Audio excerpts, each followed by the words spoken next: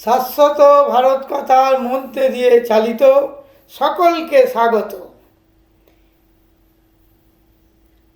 আমি পরিব্রাজক স্বামী সত্যস্বরূপানন্দ বলছি। শ্রীরামকৃষ্ণ সারদাশ্রম, কাষ্ঠসাংরা দক্ষিণ পাড়া, খোসালপুর, আমতা, হাওড়া থেকে বলছি, পশ্চিমবঙ্গ। বিষয় যোগ আসন, যোগব্যায়াম, প্রাণায়াম। আজকে যোগ সৃষ্টি হয়েছে আমাদের যে শাস্ত্র পতঞ্জল মুনি বা অন্যান্য যে আমাদের আছে যোগ আসন বা যোগ ব্যায়াম, যোগ এক্সারসাইজ, যোগা আর প্রাণায়াম নিয়ে ব্যবসা চলছে। আজকাল নেটেতে দেখছি, ফেসবুকে, ইউটিউব চ্যানেলে বেশ কিছু মানুষ যোগ আসন প্রাণায়ামের নামে প্রচুর টাকা নিচ্ছে। এগুলো ব্যবসা করার জন্য না। সে কি সত্যি যোগাসন করে তার মানসিক উন্নতি হয়েছে? তাহলে সে বিনা পয়সা। আমি যোগাসন করি, আমি হঠযোগ করেছি ছোটোবেলা থেকে। আমার হঠযোগের গুরুজি হচ্ছেন, আসামে থাকতেন, কলকাতা বরানগরে, স্বামী শিবানন্দ সরস্বতী। আর বেলুড় রামকৃষ্ণ মন মিশন থেকে আমি দীক্ষিত, প্রভু মহারাজ স্বামী বীরেশানন্দর কাছ থেকে ছোটোবেলায়। বর্তমানে আমার 75 চলছে প্রায়।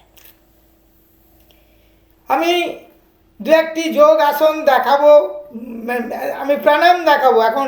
পরে আমি যোগাসনের আগে ভিডিও করেছি, দেখে নেবেন, বিনা পয়সা। তবে এই ভিডিও চ্যানেল দেখে যোগাসন করবেন না, ভুল ত্রুটি আপনাদের হতে পারে। বই দেখেও করবেন না। যারা বিশেষ করে যারা ব্যবসায়ী নয়, সেরকম ত্যাগী গুরুর কাছে যাবেন, কোনো তারা টাকা পয়সা নেবে না, তাদের কাছে প্র্যাকটিক্যাল ব্যবহারিক জীবনে শিখবেন। 2 মিনিট হয়ে গেছে। এবারে আমি কিছু প্রাণায়াম দেখাবো, বসে বসেই দেখাচ্ছি। যেমন শ্বাস প্রশ্বাস রেচক পূরক। আমরা পদ্মাসনে বসবো, ধ্যান আসনে এইভাবে আমি বলছি যে প্রাণায়াম, প্রাণের আরাম, প্রাণাপান। আমরা জানি অন্ধকারে ছায়াও সঙ্গী দেয় না, তাই আলো দরকার। লাইট কি আলো? যোগ, ভারতীয় যোগ। যোগ সৃষ্টি হয়েছে ব্যবসা করার জন্য নয়, কম্পিটিশান প্রদর্শনী করার জন্য নয়। আজকে বিলাসিতায় দাঁড়িয়েছে যোগাসন। আমি আজ পর্যন্ত যারা যোগ শিখছে, আধ্যাত্মিক উন্নতি চায়, সম্পূর্ণ অক্সিজেন জাতীয় শাকসবজি ভাত ডাল খেতে হবে, সম্পূর্ণ নিরামিষ আহার করতে হবে।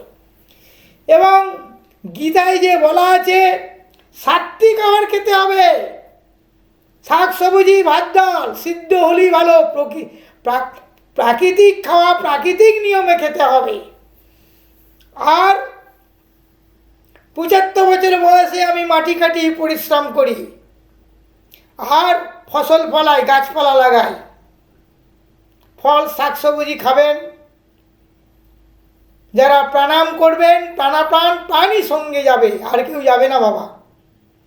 মৃত্যু তো অনিবার্য, কালের জগতে সকলকেই দেহটা সুস্থভাবে স্বাভাবিকভাবে আমাদের যেন মরণ হয় বলে কয়ে, দুর্ঘটনা জাতীয় দুর্ঘটনা ছাড়া আমরা ভালোভাবে মরব।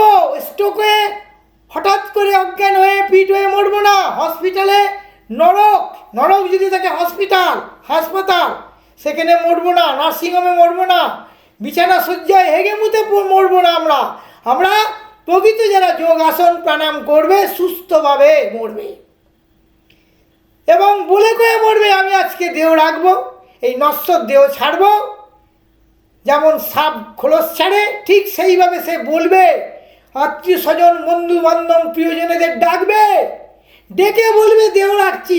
করকম মারা আজকাল সাধু সন্ন্যাসী মন মিশনে দেখছি, রামকৃষ্ণ মিশন সমস্ত 80-85 হয়ে গেলে তারা বিভিন্ন রোগে ভুগছে, আর অল্প বয়স থেকে চশমা নিচ্ছে। তাদের ব্রহ্মচর্য হয় না। যারা খাঁটি ব্রহ্মচর্য করবে তাদের কোনো শারীরিক অসুস্থ থাকবে না, শারীরিক সুস্থ থাকবে, মানসিকও সুস্থ থাকবে এবং পরিশ্রম করবে। কিছুদিন আগে ইউটিউবে দুধের চ্যানেলে দেখলুম মহারাজরা ধান রোপণ করছেন, মানে ধান চাষ, সেটা ছিল বৃদ্ধরা, কিন্তু বৃদ্ধরা পড়াবে, মানুষ তৈরি করবে। ব্রহ্মচর্য দেখে নেবেন, এর আগে ব্রহ্মচর্য নিয়ে বলেছি। প্রায় সময় শেষ হচ্ছে, আমার 5 মিনিট হয়ে গেছে, আর বেশি এর পরের ভিডিওতে বলবো। তারা ব্রহ্মচর্য পালন করুক এবং গৃহস্থরা ব্রহ্মচর্য পালন করে আদর্শ দাম্পত্য জীবন গড়ে তুলুন, সংসার জীবন করুক। ওখান থেকে আবার 60 বছর বয়স হয়ে গেলে আর কি হবে, বানপ্রস্থ চলে যাবে, বানপ্রস্থ থেকে সন্ন্যাস নেবেন। বানপ্রস্থটাই ব্রহ্মচর্য। আগে তো ব্রহ্মচর্য পালন করেছে 4টে আশ্রমের আমরা অন্তর্গত। ব্রহ্মচর্য মূল ভিত, ভিত যদি নড়মড়ে হয় সব। আজকে যে বাংলা তথা সারা ভারতবর্ষের যে আমাদের মা বোনেদের ওপর শ্লীলতাহানি, ধর্ষণ, রেপ, যাই বলুন না কেন যে ভাষায়, হ্যাঁ, তারা এটা বন্ধ হয়ে যাবেই যাবে। আগামী দিনে যে ছাত্র সমাজ তারা যুবক হবে, পৌরা হবে। আজও দেখছি 60-70 বছরের বৃদ্ধরা রেপ করছে অল্প বয়সের মেয়েদের। যে কোনো বুলিয়ে খাবার বিভিন্ন লোক, এগুলো বন্ধ হবেই হবে। একমাত্র খাঁটি ব্রহ্মচর্য চাই। যদি এই ব্রহ্মচর্য পালন করে, যদি এই দুর্নীতি ব্যবস্থা যদি না মেটে, আমি আমার পূর্বাশ্রমের নাম বেচারাম বাগ, কেন্দ্রীয় সরকারি চাকরি করতাম, পেনশন পাই, সমস্ত পেনশনটা আমি আমার খোরাকির মতো রেখে দিয়ে আমি সমস্ত দেশকে দিয়ে দেব। দেশের জনগণের সেবায় লাগাচ্ছি।